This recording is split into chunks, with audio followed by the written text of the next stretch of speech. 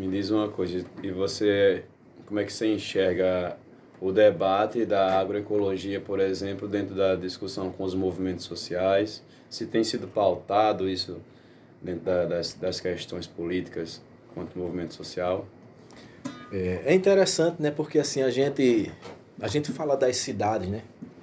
E quando você vai na cidade, você sempre encontra, por exemplo, num quintal, uma pessoa criando uma galinha, no outro plantando alguma coisa, no pequeno espaço que tem fazendo uma horta, o outro fazendo uma horta vertical, o outro às vezes cria uma cabra, sabe?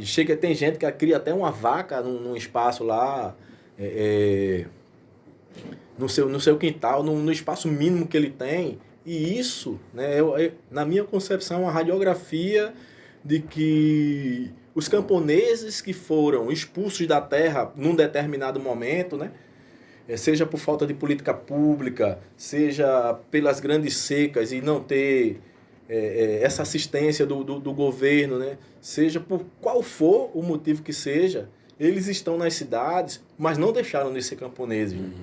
Eles têm esse sentimento ainda, né? E criar uma galinha, criar um bode, criar uma vaca, criar um cavalo, né?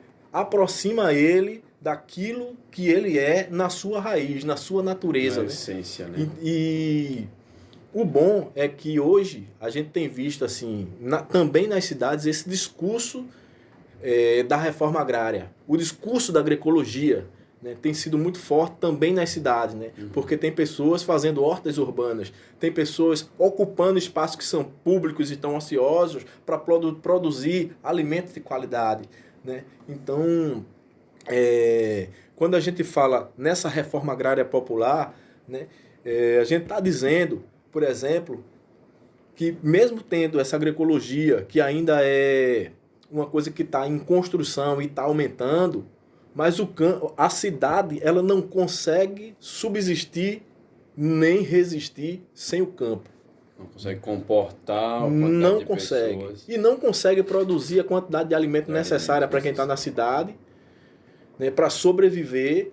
Assim, você consegue melhorar a sua alimentação, consegue produzir a alimentação da sua família, mas de fato, nos espaços que tem na cidade, não consegue produzir para uma quantidade maior de pessoas, né, que ultrapasse, por exemplo, as fronteiras da minha família, se eu fosse uma pessoa urbana, por exemplo, né?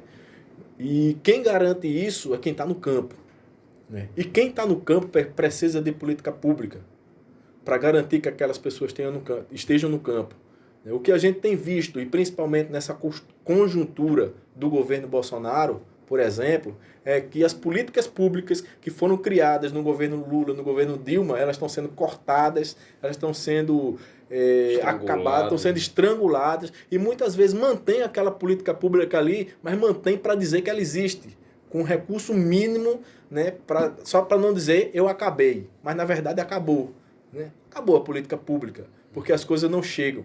Né? E o Estado ele precisa garantir que o trabalhador ele tenha condições de garantir sua lavoura no campo, de ter as sementes, e sementes de qualidade, não sementes transgênicas, né, que contaminam inclusive as sementes crioulas, que consiga produzir os seus próprios insumos para não estar trazendo insumo de fora.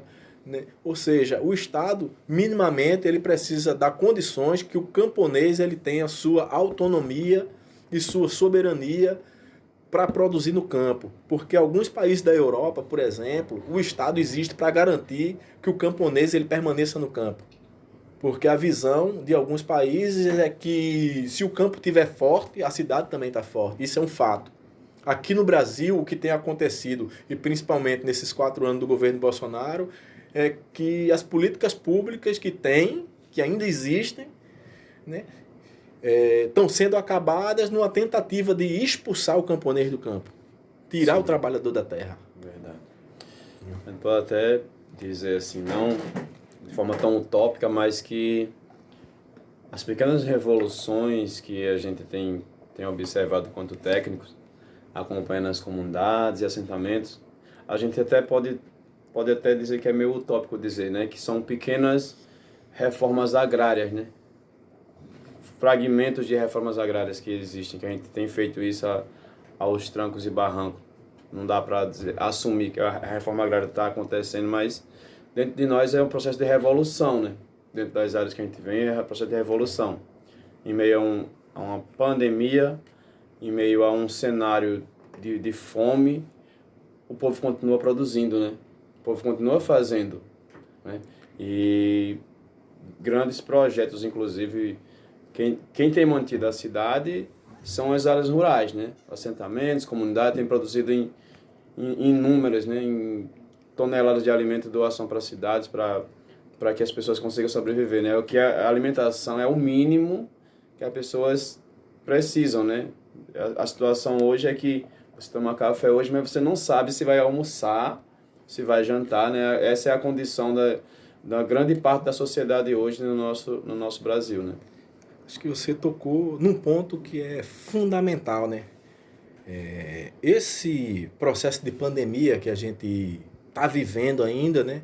Ele acabou colocando as entranhas desse modelo capitalista, agrário e capitalista... À tona, né? Colocou para fora, né? As entranhas desse modelo e muitas coisas em que as pessoas criticavam, por exemplo, quando estourou a pandemia, qual foi a salvação? O SUS, que é o Sistema Único de Saúde, que estava para ser privatizado no governo Bolsonaro. Então, o SUS foi a salvação, né? Uma instituição pública, né?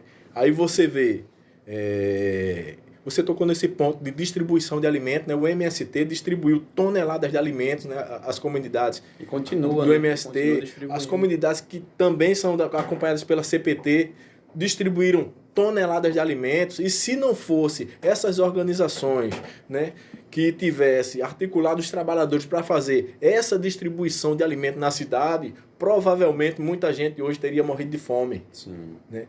E então a gente vê a importância de você ter um campo forte, um campo que esteja produzindo alimentos. Produzindo com condição sustentável. Com condição sustentável e mais, assim.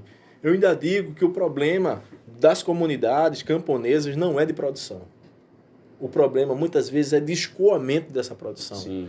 Porque muita coisa que se produz, às vezes, não consegue vender. Não consegue dar conta de comer tudo. Porque não tem mercado. Por exemplo, digamos que...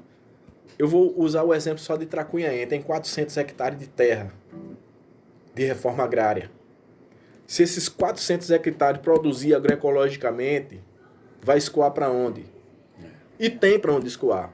O que não tem é política de governo para que esses camponeses eles possam escoar sua produção. Sim. Então, essa coisa está meio atravessada, né? Do ponto de vista das questões agrárias. Né? Nesse governo, Bolsonaro, a reforma agrária não é uma prioridade. Não é e não vai ser, né? Não, se ele continuasse, não seria. Até sendo utópico também, mas entender, né, que a dinâmica, acho que a gente tinha aqui papo para mais de hora, mas a gente está chegando já ao finzinho desse papo agroecológico. E eu queria te agradecer pela essa conversa, pela essa prosa, viu? E dizer que aqui é um espaço aberto para também estar debatendo sobre outros eixos dessas temáticas, né? Relacionado à população, relacionado à agroecologia, relacionado à própria reforma agrária, né? Massa.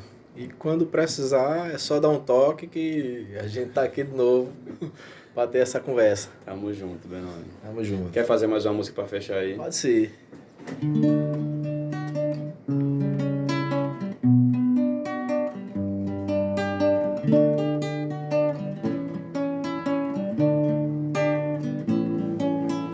Olha, menino, hoje acordei bem triste. Embora eu saiba que a alegria existe, tem um vazio no meu coração. Olha, menino, a vida não está boa. Estou aqui, mas estou vivendo à toa, sem suportar tanta devastação. Em nome do progresso, destroem as matas, poluem os rios. Dentro do meu peito é tanto calafrio, não suporto mais essa cena de horror. nome do progresso matam as abelhas, bota-se veneno. Homens de pensamentos tão pequenos, sem respeito algum ao nosso Criador. Em nome do progresso destroem a mata, poluem os rios. Dentro do meu peito é tanto calafrio, não suporto mais essa cena de horror. Em nome do progresso matam as abelhas, bota-se veneno. Homens de pensamentos tão pequenos, sem respeito algum ao nosso Criador. É tanto plástico no mar, tanta sujeira nos rios, assim não dá pra aguentar. Viver é um desafio, tanta fumaça no ar, cresce no peito um vazio, de tanta árvore a tombar no coração do Brasil. Olha, menina,